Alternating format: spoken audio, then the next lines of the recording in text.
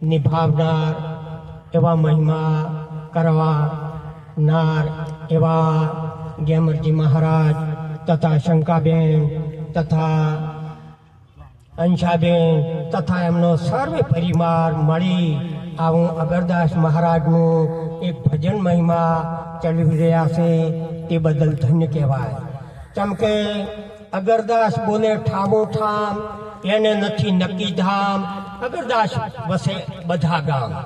જ્યાં જોવો અહીંયા અગરદાસ મહારાજ છે ને છે. નામની કાયા અમર કહીએ વાણીમાં વપરાય, અજ્ઞાની શું જાણે વાતો કે આદિની હૂંઠ થાય. એમની કાયા તો અમર જ થઈ ગઈ છે.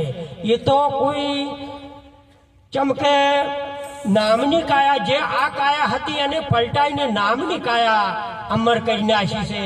એટલે અગરદાસ મહારાજ જ્યાં જ્યાં જોવો અહીંયા છે ને છે. અને એમની પાછળ આવો જે મહિમા ચલાવી રહ્યા તેમને પણ ધન્ય કહેવાય. કેમ કે આપણા મહાપુરુષો જે જે કહેશે તે સત્ય વાત કહેશે, પણ એમના ઉપર આપણને વિશ્વાસ હોતો નથી. એટલે મહાપુરુષો આપણને એક સોનકા આપે છે. એટલે કહેશે કે આ વિશ્વમાં એક જ ઈશ્વર પરમાત્મા છે, એના સિવાય બીજો નથી નથી ને નથી. એક જ આત્મા છે અને આત્મા એ જ ઈશ્વર છે, આત્મા એ જ પરમાત્મા છે, પણ એનાથી બીજો નથી નથી ને નથી. ગીતામાં કીધું છે કૃષ્ણએ કે હું શસ્ત્રથી સેદાતો નથી, પાણીથી ભીંજાતો નથી, અગ્નિથી હું બળી શકતો નથી, પવન મને સૂકવી શકતો નથી. હું તો અજર અમર અવિનાશી સચિતાનંદ, હું નિર્ગુણ શિરગુણથી હું ન્યારો છું. અને મને તો મારા જેવો હોય તે જાણી શકે, બીજા મને જાણી શકતા નથી. એવું મારું સ્વરૂપ છે.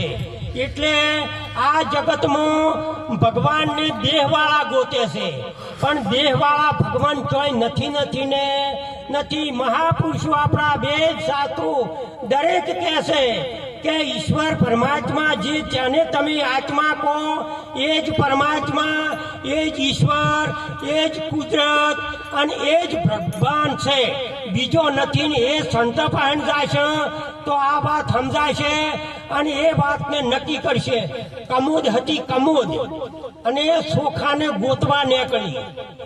કાશી જાય, કેદારા જાય, મથુરા જાય, તીર્થ કરે, વ્રત કરે, જપ કરે, તપ કરે, પણ તોય એને સોખો મળે ને. બધે ફરી ફરી થાચી બેઠી બેઠી વિચાર કરે કે સોખો હશે ચોય. એમ કરતા ખૂણામાં હોબીલું પડ્યું હતું કે તારે સોખાને જોવા છે કે હોય. જો સોખો જોવતો હોય તો આ ખોડીલામાં પડ, ખોડીલામાં. પેલો કે હા ને ખોડીલામાં પડે પછી સોખો મળતો છે. આટલી કાશી કેદારા તીર્થ વ્રત જપ તપ કર્યું તોય સોખો નથી મળ્યો. ખોડીલામાં પેઠે મારે ચો સોખો મળશે. પેલી બીજા પેલા જોઈ તો જુઓ, આ તો ખોડીલામાં પેઠીને જે હોબીલું ધમકાવા માંડ્યું કે નહીં, એમાંથી કમોદ હતી તે નોખી પડી ગઈ અને એમાંથી જ ચોખ્ખો પ્રગટ થઈ ગયો. ચોખ્ખો વાવે ચાસના ઉગે ફરી જલમ ના ધરે. આરી કમોદ છે અને આ કમોદમાં ચોખ્ખે ચોખ્ખો આત્મા છે. આ જ કમોદમાં ચોખ્ખે ચોખ્ખો ઈશ્વર પરમાત્મા છે. આ જ કમોદમાં પણ ખોડીલામાં ખોડાવું પડશે. આવા કોઈ મહાપુરુષોના ચરણે જાશો તો એને એના ચોખ્ખાનું દર્શન થશે ને થશે ને. કે ગમે એમ તમે તીર્થ કરો, વ્રત કરો, જપ કરો, પણ ત્યાં ઈશ્વર પરમાત્મા તમારે મેળ પડે એવો નથી. એટલા માટે મહાપુરુષોના ચરણે જઈ અને આ વાતને સમજવા જેવી છે. જ્યાં સુધી પોતાની પારખ નહીં થાય એટલી ઘડા જ્યાં જ્યાં એ ગોતતો ફરશે ભગવાન. ભગવાન કોઈ આકાશમાં નથી, ભગવાન કોઈ પતાળમાં નથી, કે ભગવાન કોઈ અધેર નથી. ભગવાન તો જ્યાં જ્યાં જોવો અહીંયા છે ને છે. ગીતામાં કીધું કે હે અર્જુન, હું જ્યાં જ્યાં જોવો અહીંયા હું શું ને શું, પણ આ મોખે તું મને ભાળી શકે ને, આ મોખે મને તું જોઈ શકશે ને.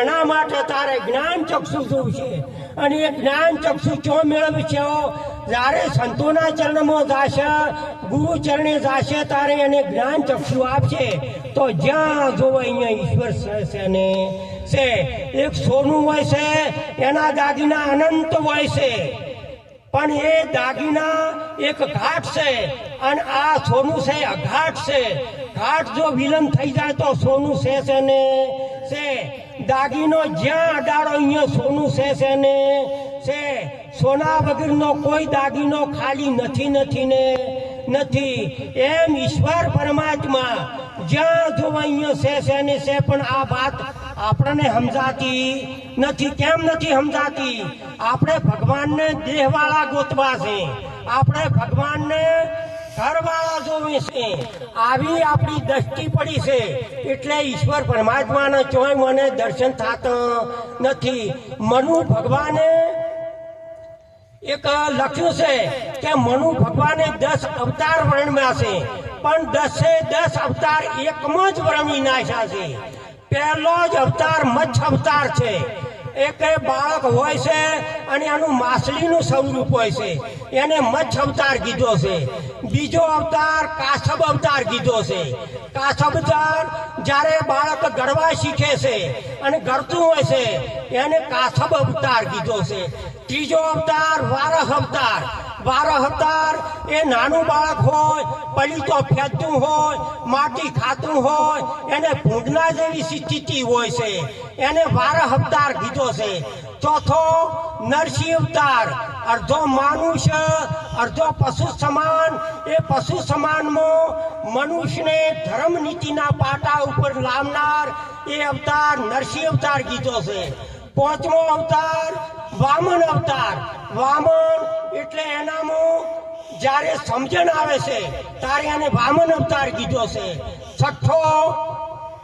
છઠ્ઠો પરશુરામ અવતાર ભર જુવાની થાય હાથમાં હથિયાર લે એને પરશુરામ અવતાર કીધો છે સાતમો અવતાર રામ અવતાર પછી એ મનુષ્ય થોડોક થાય અને રામ નામના જાપ જપતો હોય છે એને પછી રામ અવતાર કીધો છે આઠમો કૃષ્ણ અવતાર બધી કરામતો એનામાં આવી જાય પછી બરોબર એનામાં બધી કરામતો આવી જાય છે એને કૃષ્ણ અવતાર કીધો છે નવમો બુદ્ધ અવતાર કીધો છે જ્યારે એનામાં બુદ્ધિનો પ્રવેશ થાય છે બુદ્ધિ એનું કામ કરવા મળી જાય છે ત્યારે એને બુદ્ધ અવતાર કીધો છે દસમો કલી અવતાર એક આ સંતોનો અવતાર છે કેમ કે સંતોએ આ કરામતને જાણી ઈશ્વરની કળાને જાણી લીધી છે એને સંતોનો અવતાર આ રહી કલી અવતાર છે આ સંતોનો છે સંત